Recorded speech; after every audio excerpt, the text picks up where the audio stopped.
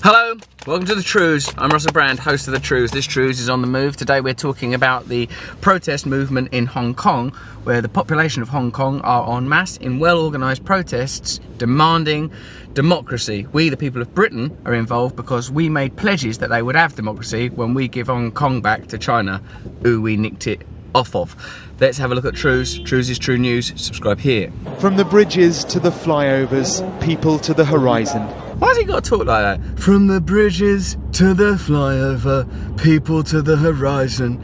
My wife left me yesterday. I've been washing my socks in the sink. The numbers, the mood, the determination is extraordinary. They seem even to have surprised themselves. Have they?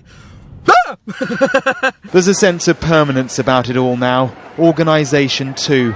In temperatures well over 30, they're even managing to keep their protest camp clean. The diligent Hong Kongians tidy up their own wash name when they've done their business. This fella used a cat litter tray. That's very oddly judgmental. Here's some information that will help us to understand some true news. So it's pro-democracy protests throughout Hong Kong because China plans to vet candidates for the leadership election in 2017, contrary to their pledges and our promises when we handed Hong Kong back. This is a really funny bit of information. China reinterpreted basic law and ruled out elections. Let's imagine there's a basic law. Right, let's have a look at this basic law. There's got to be fair elections. Yeah, but that could mean anything. I mean, if you look at it from this angle, it says we choose the candidates and those are the ones you'll get in. You can't just reinterpret it like it's a play. Oh, I'm getting a real sense that I think what the author meant to say here is we're gonna do what we were gonna do anyway, and this don't matter. We do not want any violence. Gary Lee is 20, a student and now a coordinator of this movement. You seem very driven, very passionate. Yeah, How long are you going to stay? forever. It's interesting that the fella there is only 20, Gary Lee, a bit like the young mums at the Carpenter's estate, demanding housing. All over the world, people are coming together to demand that power structures reorganise so that they're more directly represented. In Hong Kong, they want democracy. Here in England, what we want is kind of democracy. We want people to be represented, people's needs for things that are kind of basic, like homes, to be met. That leader, C.Y. Leong, has refused their every request. Beijing will not back down, he says, and they must leave their illegal protest immediately. It's funny how protests can be illegal. Like, right, we're not going to do what you want. Hey, that's out of order. We want it.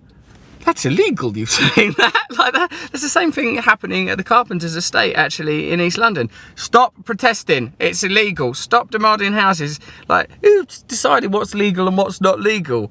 Them. I don't like it. It's like the people in charge in either place, whether it's Hong Kong or here, are the people that say, well, this is the system. This is the system. Well, systems change. Systems have to reflect the will of the people or be overthrown.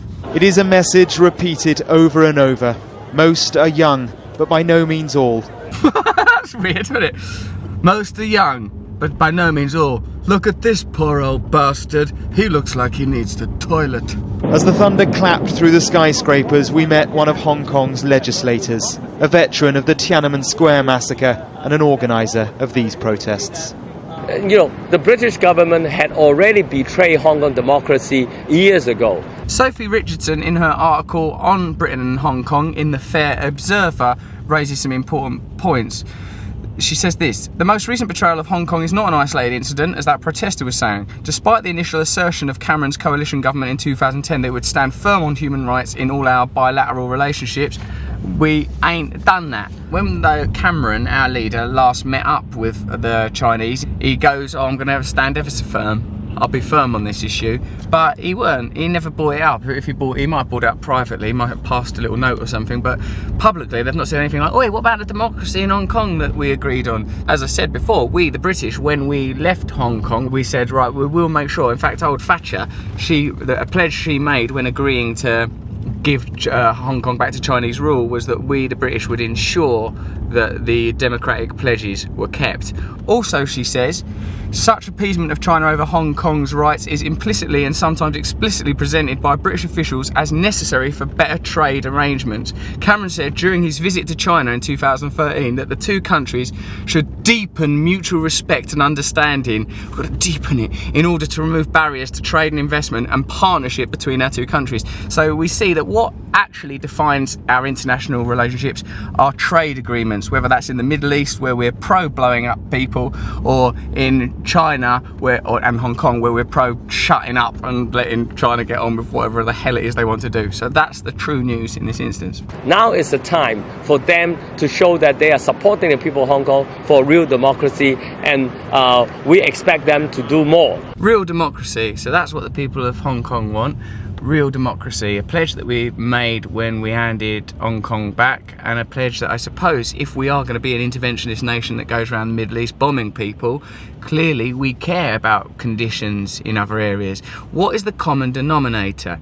Trade. We have trade arrangements with China that mean we can't support democracy in Hong Kong. We have trade arrangements in the Middle East that mean we need to bomb ISIS. So trade. So why aren't people just going, why don't they, if it's true news, and this is the news if it was true, why don't David Cameron just come on telly and go, we can't fuck with China, they're hardcore, and we can fuck with ISIS, they're not that hard. I'll be summoning the Chinese ambassador to express to the ambassador my dismay and alarm at the way in which the Chinese authorities in Beijing seem determined to refuse to give to the people of Hong Kong what they're perfectly entitled to expect. I've become politically irrelevant now, so I can once again speak out on subjects about which I won't have to do nothing.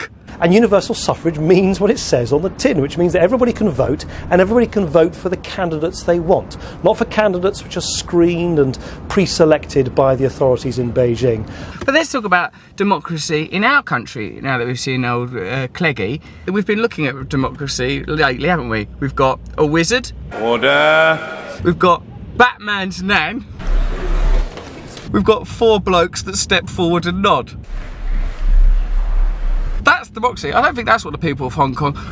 Right, we the people of Hong Kong, we demand a wizard, a Batman nan, and 4 blokes from a posh school that stand forward, and then we want people going, I know to the lobby, Mr. Christian! As many as are that opinion say aye. Of the country, no.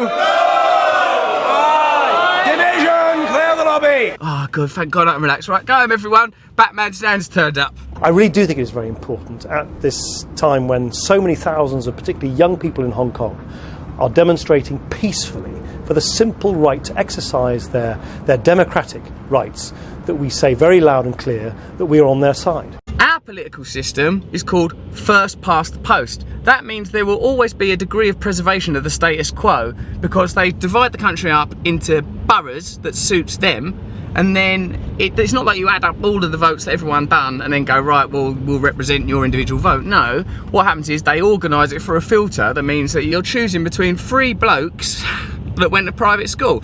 Cameron, Clegg and Osborne all went to private schools with fees now higher than the average annual wage. So if you are an average person, and the chances are you are, because that's what the word average means, you can't afford to pay for a Cameron or a Clegg or an Osborne. Not that you necessarily want one, but what you might want is a system where you get to choose beyond Cameron, Clegg and Osborne. Only 7% of people from this country went to private schools, and I'm not suggesting that's a bad thing or a good thing, only that what we should have in our representative democracy is people that represent us. And those people, do they represent us?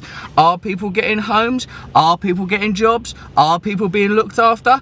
Or does the system seem oddly skewed towards people that went to private schools? Almost like the people that have those kind of jobs that work in the city, when they fuck up and collapse the economy, are bailed out. But when poor working mums can't afford to pay for their homes, they're booted out. And they can't afford to pay for their homes because rich people have bought their homes and stuck the rent up, as is happening in the New Era estate.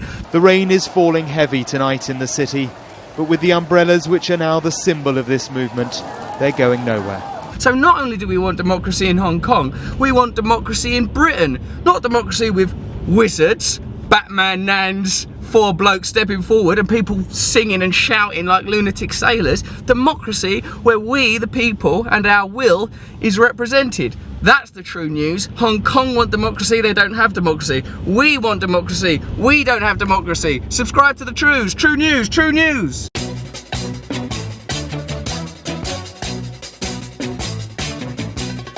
Nose is a tool that is abused to fool you and to leave you scared and confused. Trews is like the nose. If the nose was true, I want some Trews. Let's have some Trews.